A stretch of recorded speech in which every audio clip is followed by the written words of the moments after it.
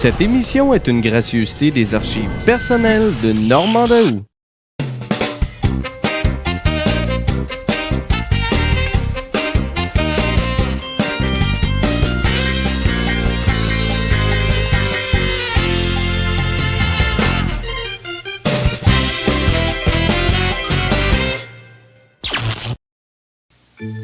Ils seront plus de 20 millions à travers le pays à fêter joyeusement en ce 1er juillet. Célébrons la fête du Canada. CFTM, le punch de l'été.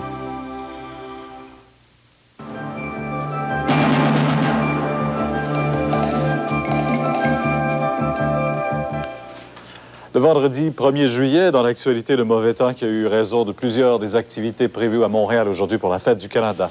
À Wimbledon, Jean-Paul, qu'est-ce qui s'est passé? Il y a eu du mauvais temps là aussi, mais il y a quand même Stefan Edberg qui a atteint la finale. C'est un Suédois, ça faisait longtemps qu'il n'y avait pas un Suédois en finale.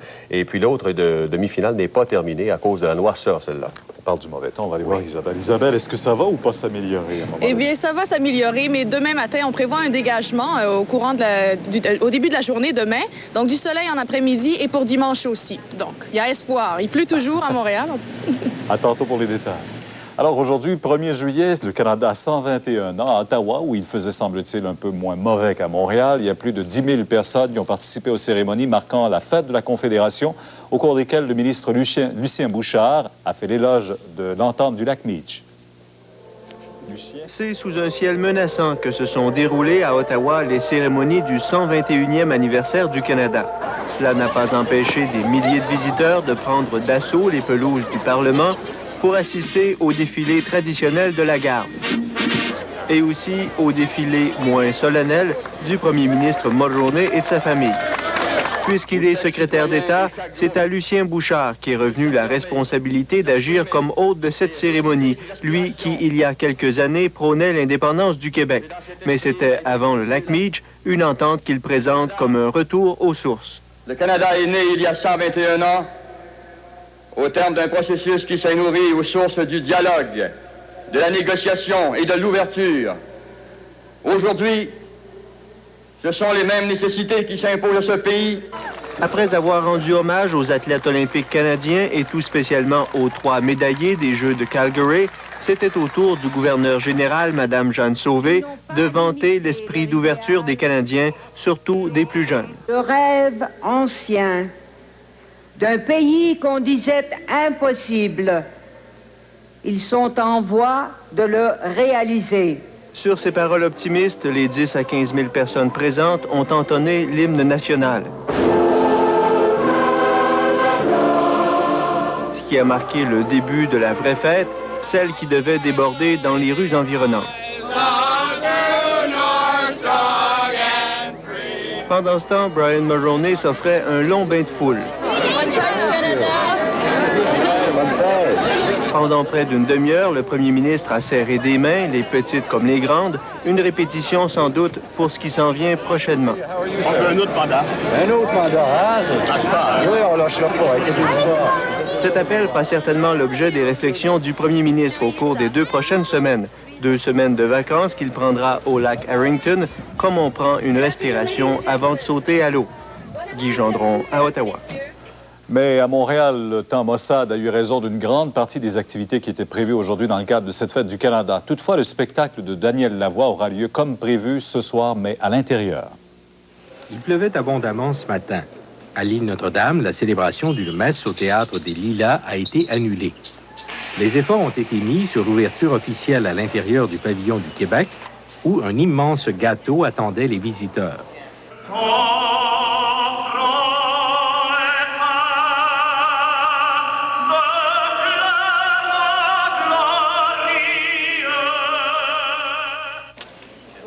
La visite, c'était principalement les 66 nouveaux citoyens, originaires d'une trentaine de pays, qui venaient se faire assermenter.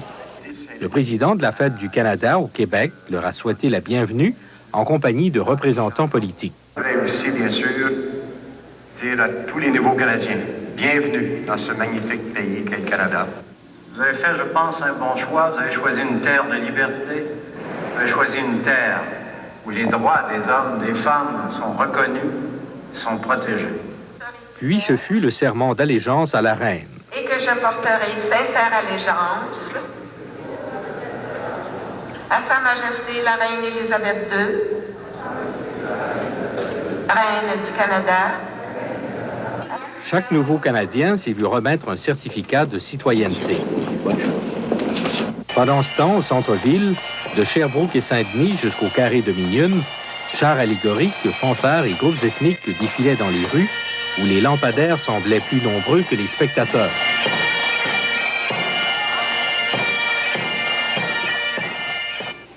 Cet après-midi, les organisateurs ont annulé la plupart des activités prévues, y compris le cirque et la danse à l'île Notre-Dame. Par contre, Daniel Lavoie se produit en soirée à l'intérieur du pavillon du Québec, le tout suivi d'un feu d'artifice au bassin olympique. Laurent Giroir, à Montréal. À Trois-Rivières, on a profité des Fêtes du Canada pour inaugurer le parc portuaire, aménagé au coût de 12 millions de dollars par le gouvernement fédéral. La ville de Trois-Rivières utilisera cet équipement comme pivot de son animation touristique. Trois-Rivières n'avait jamais reçu un si gros cadeau du gouvernement fédéral à l'occasion de la Fête du Canada. Mais depuis 10 ans qu'elle le voulait, la ville n'a rien perdu pour attendre. Le parc a été aménagé à l'extrémité est de la zone portuaire, au pied du vieux Trois-Rivières. L'ensemble récréatif et culturel comprend une place d'accueil, un amphithéâtre, un restaurant et un centre d'exposition sur l'industrie des pâtes et papiers. Alors, Monsieur le maire Gilles Baudouin, ça me fait plaisir de vous remettre les clés du parc portuaire. En lui cédant le parc portuaire pour un montant symbolique, le gouvernement fédéral confie aussi à la ville de Trois-Rivières le soin d'animer les lieux et pour ce faire une aide financière de 1,5 million de dollars couvrant les 5 prochaines années. Cette inauguration met un point final à un dossier initié par le gouvernement Trudeau et repris en 1984 par les conservateurs qui ont alors parachuté un montant de 4 millions de dollars en plus des 8 millions déjà tirés du fonds Laprade pour s'assurer que le parc ressemble le plus possible à l'idée originale des architectes. J'ai rencontré des gens de Québec qui sont venus voir notre parc portuaire. Et savez-vous ce qu'ils m'ont dit? Ils m'ont dit, votre parc portuaire est plus beau que le nôtre. Avec le Vieux-Port, Pierre-H. Vincent réalise sans doute le plus gros coup de sa carrière politique. Les échéanciers originaux prévoyaient une inauguration pour 1987. Que cela survienne avec un an de retard, juste à la veille de l'élection générale au pays, n'est quand même pas pour lui déplaire. Ici Louis Cloutier à Trois-Rivières. Et c'est aujourd'hui qu'entre en vigueur la réforme de l'impôt sur le revenu des particuliers qui devrait se traduire pour la plupart des contribuables par une réduction des impôts retenus à la source par le gouvernement fédéral. Ces taux réduits s'inscrivent dans le cadre de la réforme annoncée par le ministre des Finances Michael Wilson en décembre dernier. Et il prévoit 3 tranches d'imposition au lieu de l'échelle de 10 de l'ancien régime. Ainsi, les contribuables gagnant moins de 27 500 $ paieront 17 % d'impôts. Ceux touchant entre 27 500 et 55 000 $, 26 % d'imposition. Et ceux qui gagnent 55 000 $ et plus paieront 29 % d'impôts au fédéral. C'est aujourd'hui aussi jour des déménagements avec la pluie, le froid et l'absence de téléphone pour plusieurs abonnés. En raison de la grève des téléphonistes et des techniciens de Bell Canada, nombreux sont ceux qui attendront l'installation de leur téléphone. Mais la situation n'est pas dramatique, selon Bell Canada. Des milliers et des milliers de personnes déménagent aujourd'hui sans savoir ce qui les attend au bout du fil. Même les abonnés qui s'y sont pris d'avance et qui ont demandé le service il y a un certain temps ne sont pas assurés d'avoir un téléphone qui fonctionne. Les cadres de Bell Canada, qui remplacent les grévistes, se concentrent surtout sur les débranchements pour éviter que de nouveaux locataires utilisent les lignes aux frais des anciens. Pour tous ceux qui déménagent, l'absence de téléphone risque de provoquer des maux de tête. Mon ami, lui, travaille sur appel. Alors, il peut rester 15 jours sans pouvoir travailler ou avoir beaucoup de difficultés à rejoindre son travail. Moi, je suis en vacances pour 1 mois, alors c'est pas si mal, là, mais dans 1 mois, ça sera vraiment urgent. Sans compter qu'il y a le problème immédiat, le déménagement lui-même. Bien, quand on déménage, souvent, on a à téléphoner à des déménageurs, des quincailleries, de la parenté pour avoir de l'aide, pour transporter des boîtes, etc. À ce moment-là, on est obligé d'aller faire des appels dans les cabines téléphoniques. Les cadres qui remplacent les techniciens doivent d'abord répondre aux réparations urgentes.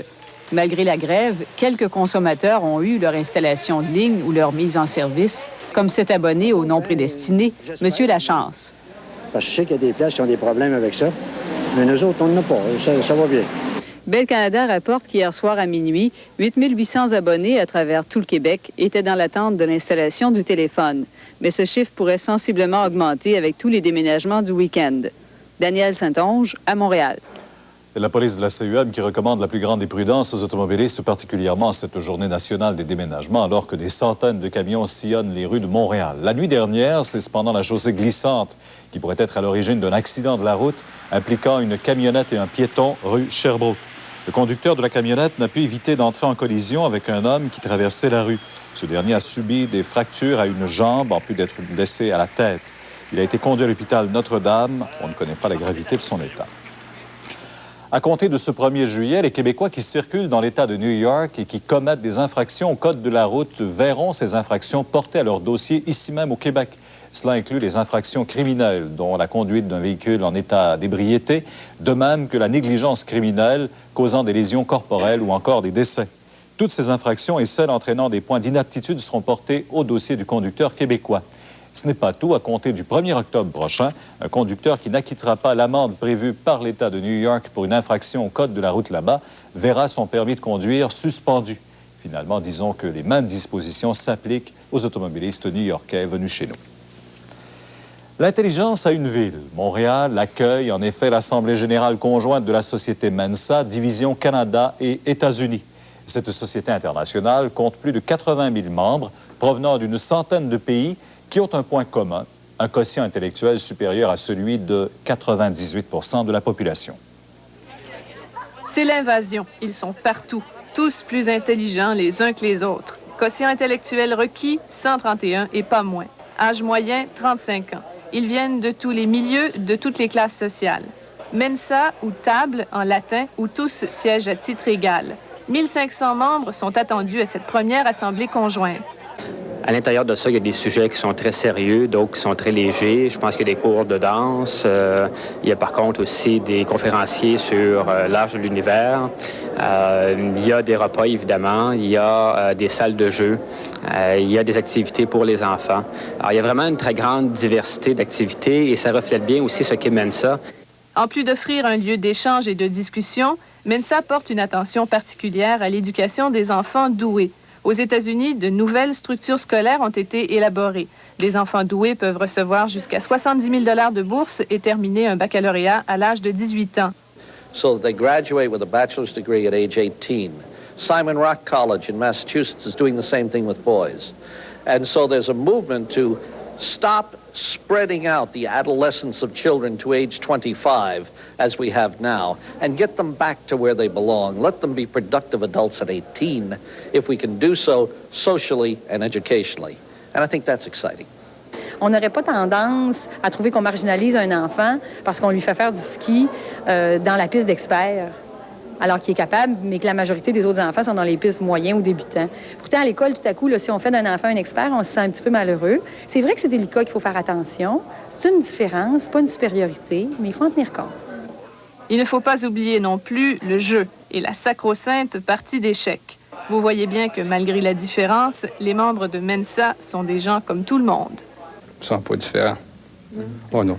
Ben, il y a certaines personnes qui pensent, mon Dieu, je fais partie des 2 %. Il y en a. Ah oui, Dieu sait qu'il y en a, là, mais pas plus différent qu'un autre. Sophie Thibault, à Montréal.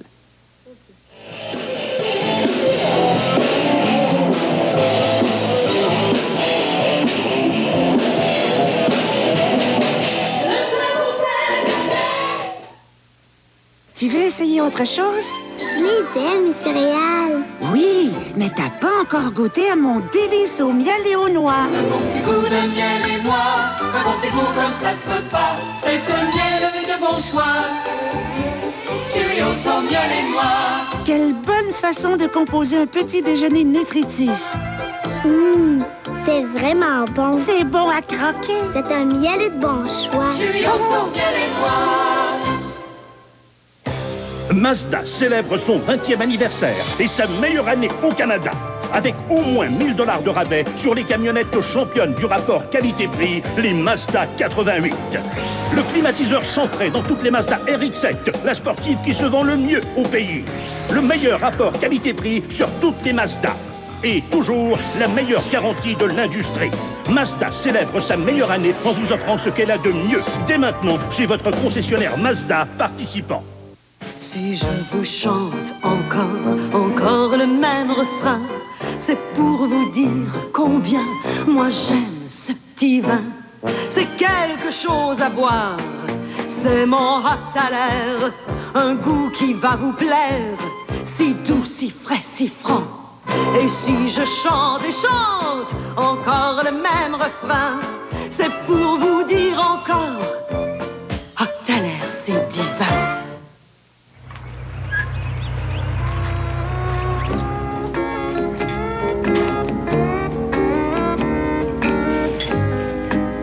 C'est une super moto que t'as là.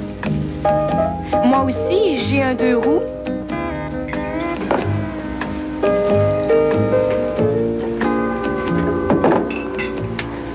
Hey, serre-toi. Heinz, on ne les remplacera jamais.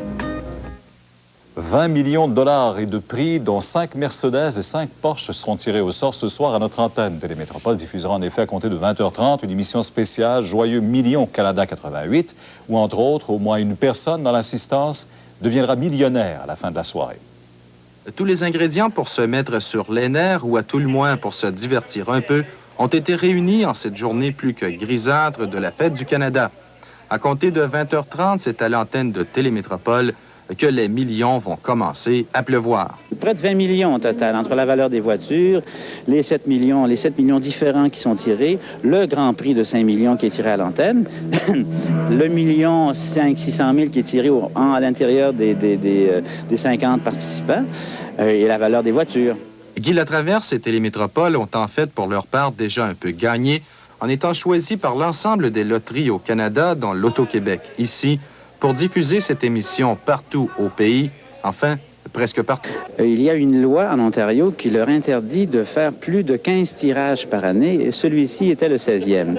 Donc, à moins qu'ils changent la loi pour l'avenir, ils ne pouvaient pas en faire partie. Mais je sais qu'ils ont l'intention de modifier la loi pour être dorénavant dans l'avenir, parce qu'il y en a d'autres qui s'en viennent, semble-t-il, de ce genre de loterie spéciale. Si regarder les autres gagner une fortune vous accable, une pléiade d'artistes francophones et anglophones sont susceptibles de vous faire oublier le mauvais temps. Il y aura les Foubraques, The Box, Céline Dion, Pierre Flynn, sans oublier la vedette québécoise de l'heure, Joanne Blouin.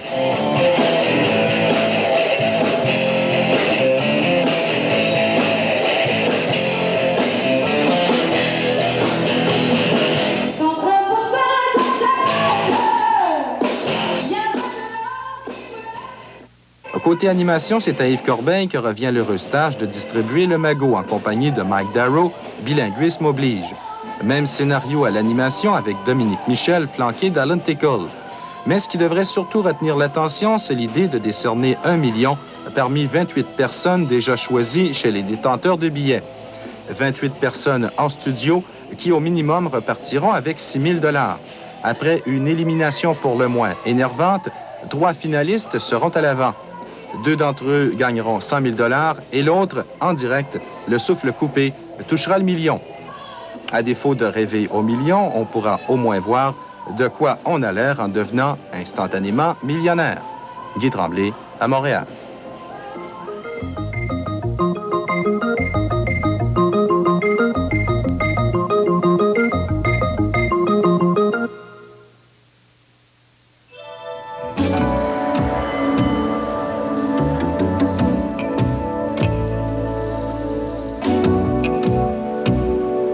Le problème avec certaines stations-service, c'est le service.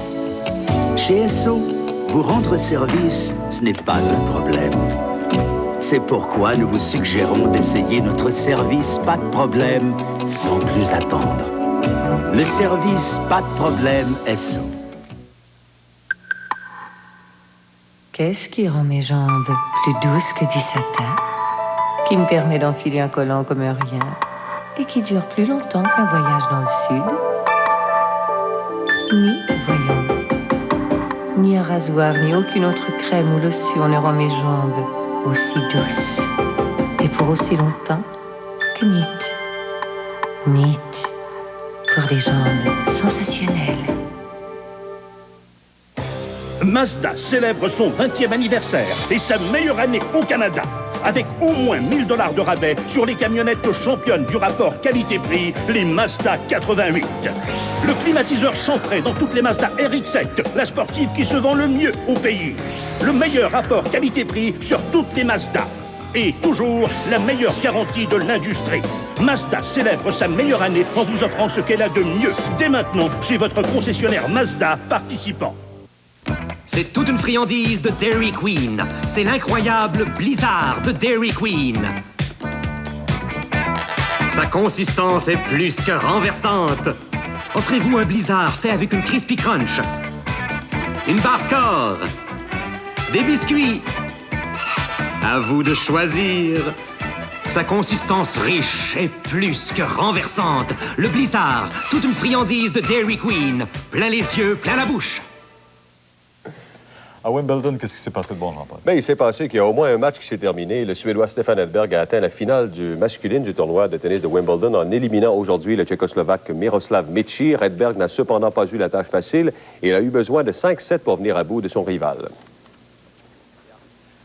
Au cours des deux premières manches, Mečír a totalement dominé son adversaire suédois grâce à sa grande puissance, obtenant même 31 points sur des retours de service. Mečír a d'ailleurs remporté les deux premiers sets par des pointages de 6-4 et 6-2. Mais par la suite, Edberg, classé tête de série numéro 3, s'est résolument mis à la tâche et il a enlevé les trois manches suivantes par des comptes de 6-4, 6-3 et 6-2. Il est ainsi devenu le premier Suédois à atteindre la finale de Wimbledon depuis Björn Borg en 1981. Cette année-là, Borg avait perdu aux mains de John McEnroe.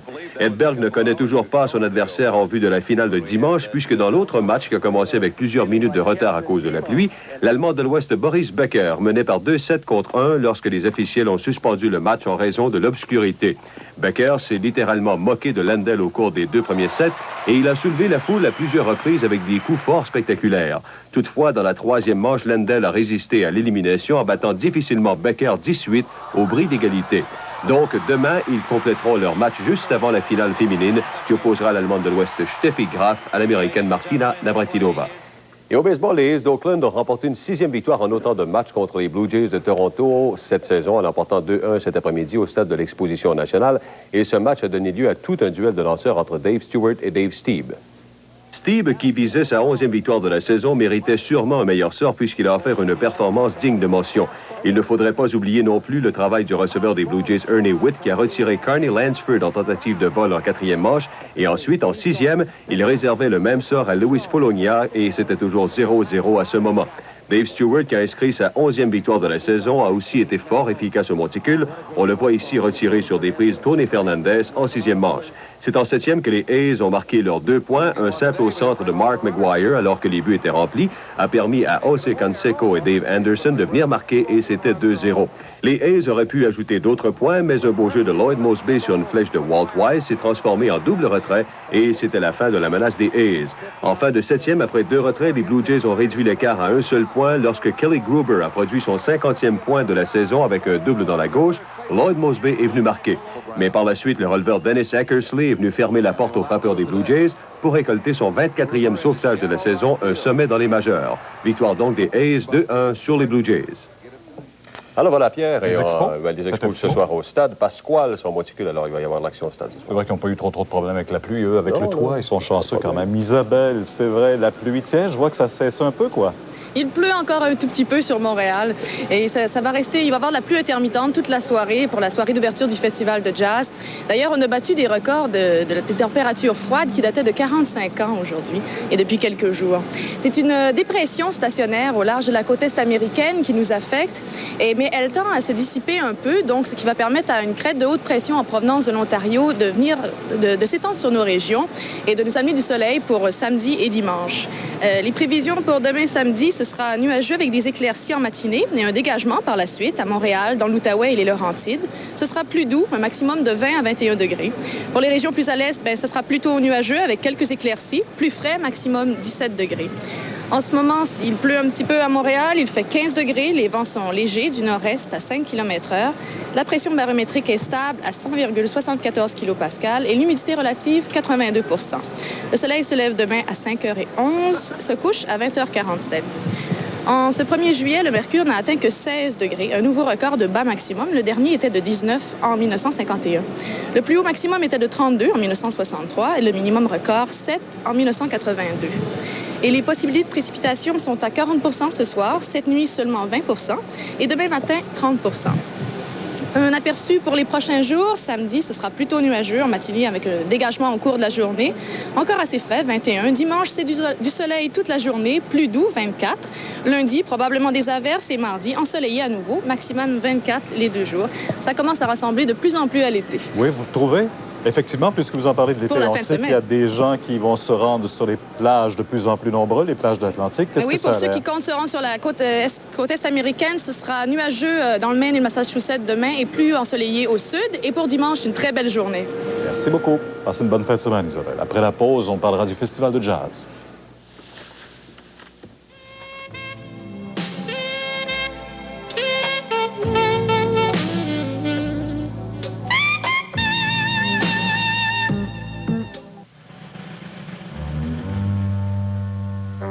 Il y a plusieurs façons de combattre l'odeur des ordures ménagères.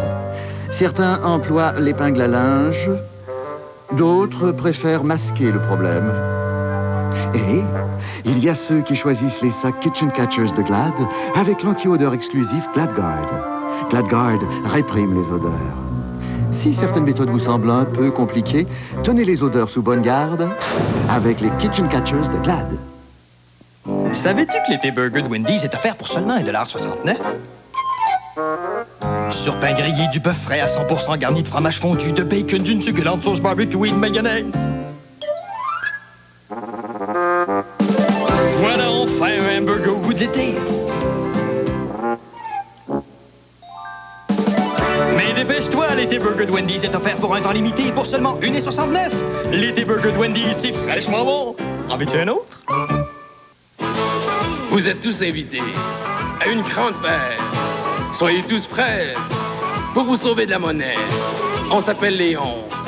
Nous avons 79 ans. Venez sauver de l'argent tout en vous amusant. Pour souligner son 79e anniversaire, Léon vous offre le plus grand et le plus beau choix de meubles de qualité. Sans perte de dépôt, sans payer d'intérêt, sans versement avant le mois d'octobre. En plus, on vous garantit les prix les plus bas. Bonne fête, Léon.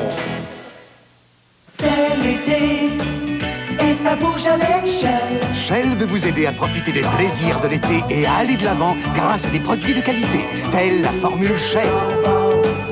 Un service hors pair. Et toutes sortes d'idées fraîches. C'est pourquoi cet été, plus que jamais, ça bouge avec Shell. Shell, ça bouge avec Shell. Début ce soir du Festival de jazz de Montréal, une des activités culturelles de la métropole en importance. Si le festival a connu à un certain moment une période d'incertitude, on peut dire maintenant que l'opération est sauvée et est devenue même très rentable. Bonsoir Mariana, qui est sur la rue Saint-Denis. Déjà, on voit qu'il y a des gens qui s'amènent nombreux sur la rue Saint-Denis. Oui, il y en a beaucoup en effet, parce que c'est ce soir que le festival débute. Vous savez, Pierre, au début, le festival de jazz coûtait seulement 200 000 $ et attirait quelque chose comme 7 ou 8 000 personnes. Cette année, il va en coûter plus de 4 millions et on prévoit qu'environ 1,5 million de personnes vont participer au festival. Alors, c'est plus de 400 spectacles. Il y a 3 salles d'animation, 5 scènes extérieures et 1600 musiciens. Bien sûr, là-dessus, il faut compter avec les commanditaires privés et bien sûr les fonds publics. Et Alain Simard, président du Festival de jazz, va nous expliquer à quoi servent ces fonds publics. On l'écoute. Les fonds publics, à mon sens, à moi, servent beaucoup aussi à permettre à l'événement d'avoir une programmation qui n'a pas de contingence commerciale, de présenter donc des spectacles qui ne sont pas nécessairement... qui ne viendraient pas à Montréal autrement, du jazz d'avant-garde, des choses qui sont plus culturelles, entre guillemets. Mariana, on sait qu'il y a beaucoup d'activités sur la rue Saint-Denis et aussi sur la rue Sainte-Catherine. En fait, c'est toute une organisation. Oui, c'est toute une organisation, Pierre. Et ce soir, c'est le coup d'envoi avec le grand spectacle du Théâtre Saint-Denis qui va débuter dans quelques minutes derrière moi. Ce sont exclusivement des musiciens canadiens qui vont être là ce soir. Ça débute à 18h30 et c'est le spectacle avec, entre autres, Michel Donato et Karen Young. On peut peut-être souligner aussi la participation de Miles Davis à la Place des Arts. Pardon? On peut peut-être souligner la participation de Miles Davis aussi à la Place des Arts ce soir? Oui, Miles Davis sera à la Place des Arts ce soir. Il y en est à sa 3e édition. prestation. Il est adoré du public. Merci beaucoup, Mariana. Vous serez là tout au courant du festival, donc la semaine prochaine, on aura l'occasion certainement d'en reparler à notre émission de 18h. Au revoir tout le monde. Passez une bonne fin de semaine.